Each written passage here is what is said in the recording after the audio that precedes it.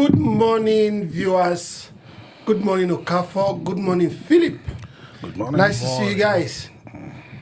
Welcome Looking very, very kingly. Your dress is nice. Thank you.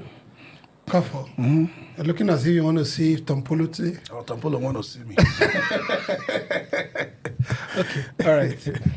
In a twist and turn of events concerning the suspension of the governor of Rivers State, the National Assembly had challenged the 11 governors from PDP, or the former 11 governors from PDP, because they are no longer 11, on their suit that they filed at the Supreme Court.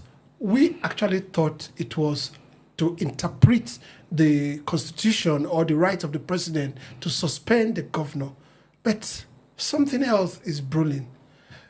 Philip, I want you to give us a scenario or how everything is from the governors to the Supreme Court, then now back to the National Assembly, challenging the governors that they don't have jurisdiction to sue them, and demanding a 1 billion naira in damages.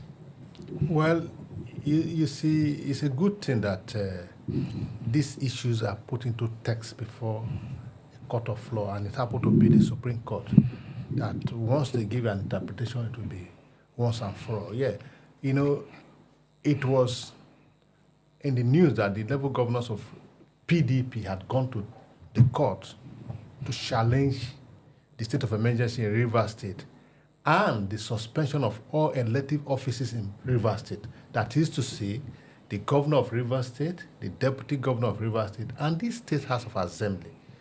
And they are saying that the right of the president to suspend, is it right for the president to suspend elective office and appoint somebody who had not stood for elections? And we woke up this morning to see that the supposed level governor of PDP instituted was that the Attorney General of the Federation is as the first defender and the National Assembly as second defender. The National Assembly has said that no, the Supreme Court does not have power to adjudicate on this matter, because if you must sue the National Assembly, there are actions, there are steps you need to take for your action to find merit before the court. That the governors are not taking those steps. One of those steps they said is that a pre-action notice that was supposed to last for 3 months, you have not written to the clerk of the National Assembly to say that you intend to take the National Assembly to court, and you have not sought that. And again, that for governors to file an action against the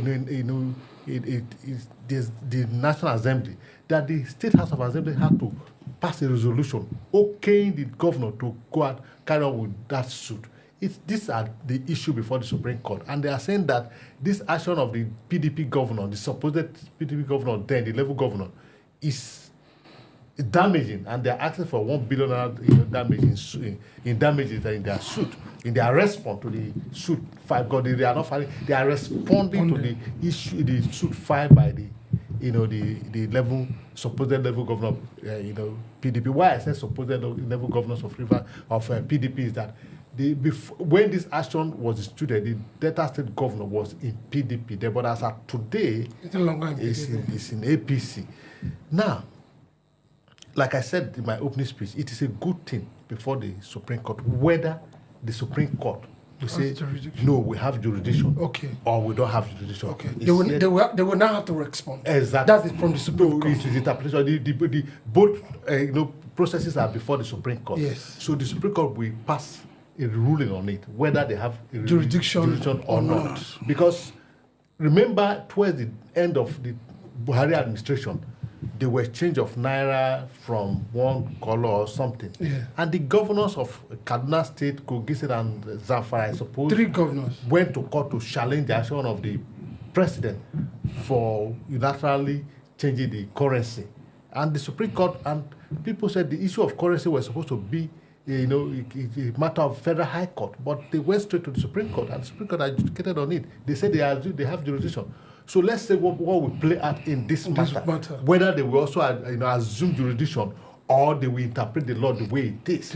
Because I felt this is my opinion. I felt the National Assembly were right because you cannot just go to court without following the laid down rules. Due process. So Okay. it's All right. yet to be Okay. For what we seems to understand earlier on was as like they just wanted interpretation. In fact, on this table, I said they should have been joined by all the 36 state governors because it's Rivers today can be Lagos tomorrow.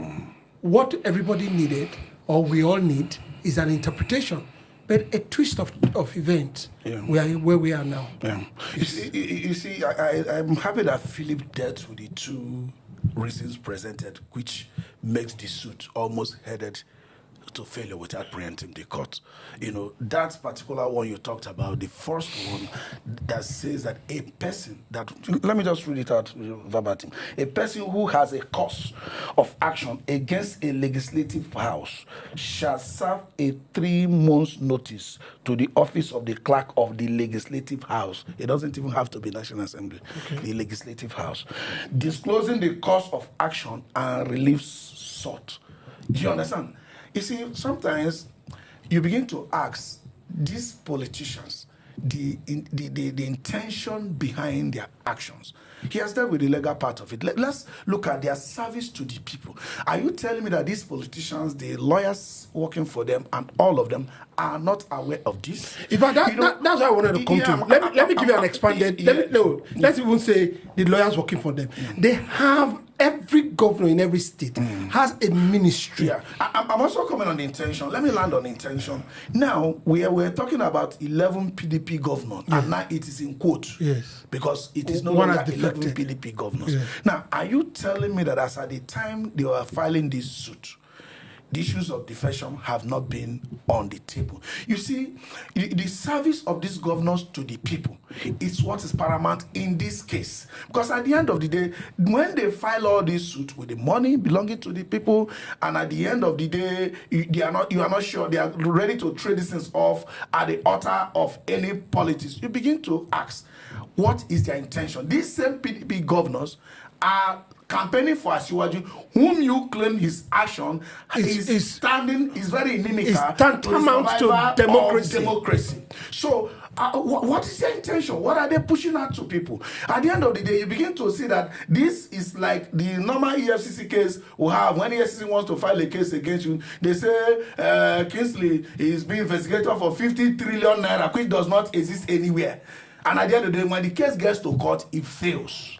And they must have expended a lot of... They would have hired SAN, and they will pay the SAN. Before it fails, they themselves would have allowances for this and that. They would have paid for that. So why don't us just put our resources into the cause we know would succeed? Like you said earlier, we thought that this was a clear interpretation of certain sections of the Constitution, which any government have the right to approach the particular state, approach the federal, the Supreme Court. Even federal government can also approach the Supreme Court for interpretation of certain portion of the Constitution. But in this case, an arm of government is suing another arm of government on how to carry out their own services. Granted, all of us, none of us were happy or understood how the National Assembly arrived at 2/3 vote using voice vote. I'm still wondering how they arrive at that. Maybe the electronic equipment they use in identifying each person's voice to know that certain number of voices can be counted to arrive at 2/3. Each time you say 2/3,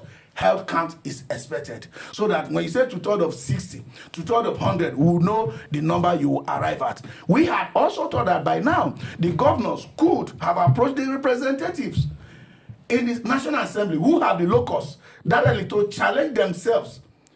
Do you understand? Either in the floor of the Senate or on the House, using the rules of the House or rules of the Senate to say, oh, since when did you start using voice? It has to be a legislator who has a locus that I'm supposed to be part of this vote. But it's 2/3. Yes, that you are using voice to count to third has changed me. But the legislature. But there were a lot of people that were hushed down. So that's why during the those people process are not speaking up. They have direct locus.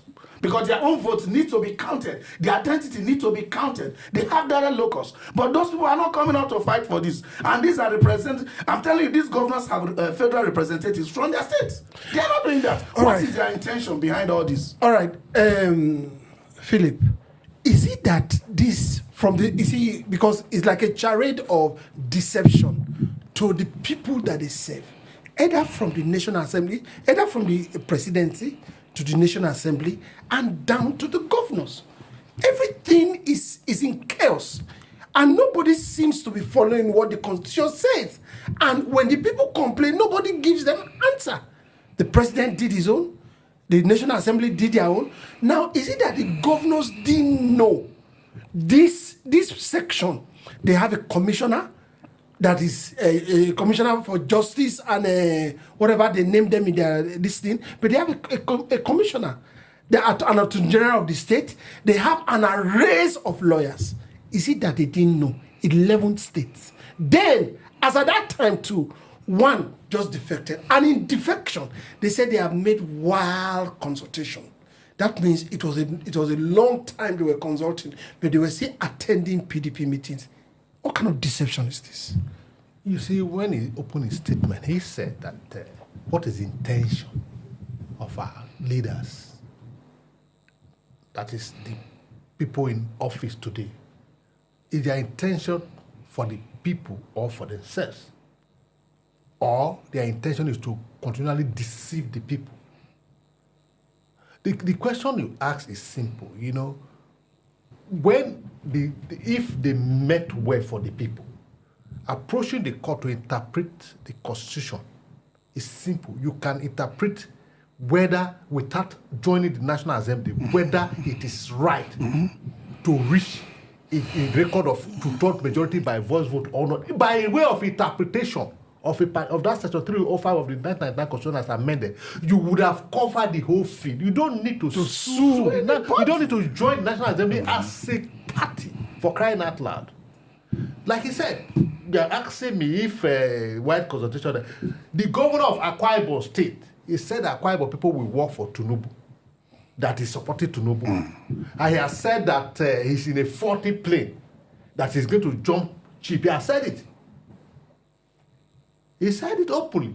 And he wants to jump on the plane that declared a state of emergency. You understand? The plane, and these people are the same people. They are appropriating and reprobating. You are saying that Tinubu had no right to declare state of emergency or remove or suspend or sack elected officers of his state. You are saying that the man had done so very well that the man should come back in 2027 to continue his second term. So what are your intentions?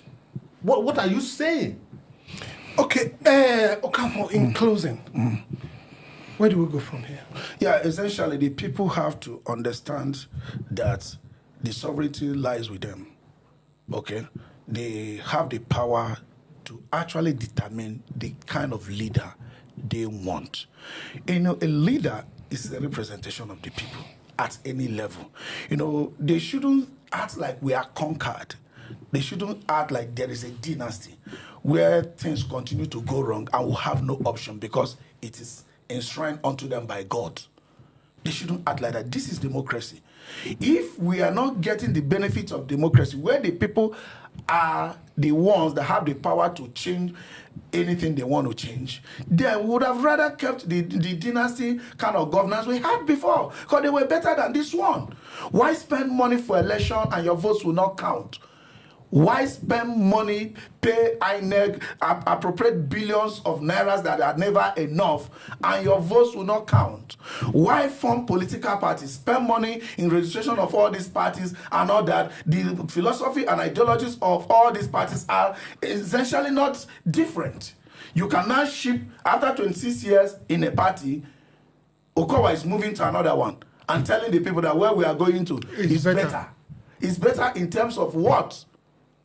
So why waste all this money? And I tell people there's nothing like government money. Government money is the money collected from people, given to those people who are not producing so that they can make better environment for us to produce more. They produce nothing. They do nothing. All right. Your takeaway. My takeaway is this. 2027 is at hand. The people, like I said, they are the hirer, they are the employers of the leaders. As 2027 comes, they should know the kind of people they will vote for. It's not people that they are in PDP telling us that APC government is better, and they will tell us APC government does not have power to do A, but it's better to put it back to continue to do what is not right.